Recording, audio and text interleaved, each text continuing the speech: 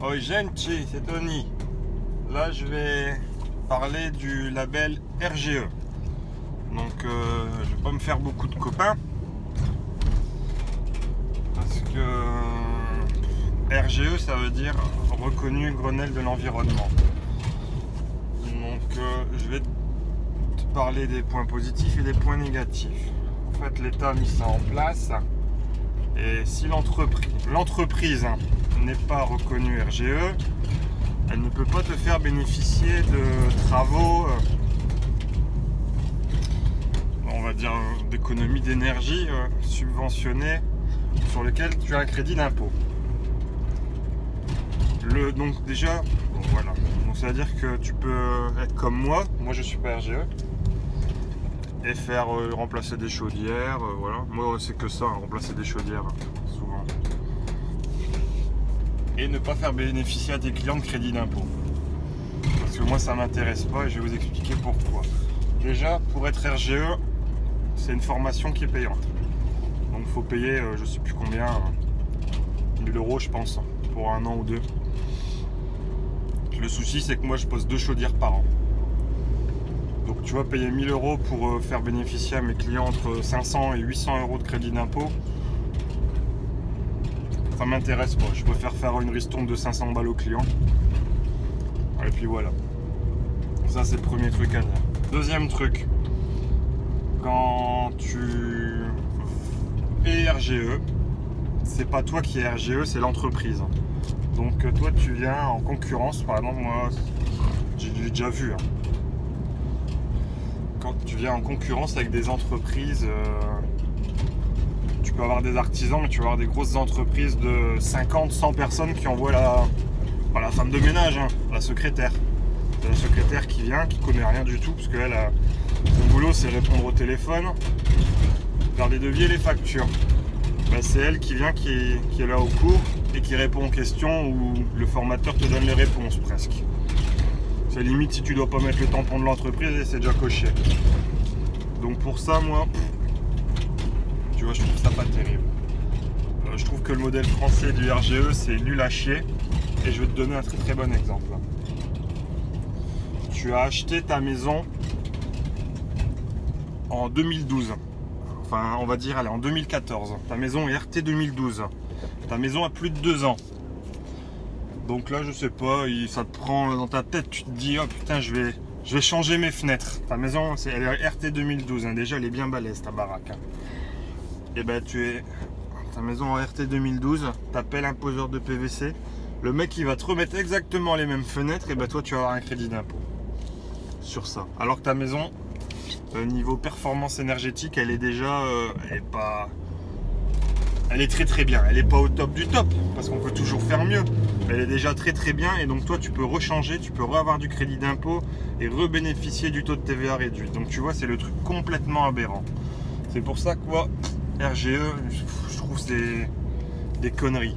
Par exemple, j'ai déjà vu chez des clients, en fait, le problème des entreprises RGE, c'est que chacun y pense à sa gueule, alors qu'on devrait penser d'abord au client. Par exemple, aller mettre une pompe à chaleur chez un client qui a des murs en briques avec du torchis à nu et des fenêtres en simple vitrage, ça sert à rien. Le client, il va faire des économies de chauffage, mais ce qu'il va économiser, tout il va partir dehors par les déperditions thermiques. Donc, sincèrement, il n'y a aucun intérêt à faire ça. On devrait plutôt s'inspirer du modèle allemand ou en Allemagne. Déjà, il y a l'équivalent du RGE, c'est pas les entreprises qui l'ont, mais c'est, on va dire, l'applicateur ou le poseur. Donc, moi, si j'y vais, c'est moi qui l'ai. Demain, je change d'entreprise, je garde ma qualification. Donc déjà, ça serait déjà beaucoup mieux. Au moins, chaque applicateur serait reconnu. Et en Allemagne, au fait, il n'y a pas, par exemple, les fenêtres, les pompes à chaleur, l'isolation qui est reconnue. En Allemagne, c'est un global, c'est un package global. Et je pense, j'ai relu ça hier. Il y a 4000 experts qui s'occupent de ça en Allemagne. Donc ça veut dire que si tu veux bénéficier de crédit d'impôt, il faut que tu fasses venir un de ces experts. L'expert vient chez toi et il expertise ce qu'il faut faire en priorité. Donc par exemple, si tu as une vieille baraque, enfin on dit une baraque dans le Nord, si tu as une vieille maison, je sais pas moi, qui n'est pas isolée du tout, ben, le mec il va pas te dire va changer ta chaudière. Le mec il va te dire tout de suite faut isoler. Donc déjà c'est le premier truc à faire. Ils isolent. Et là par rapport à ça tu peux avoir des... Comment dire? Tu peux avoir du crédit d'impôt.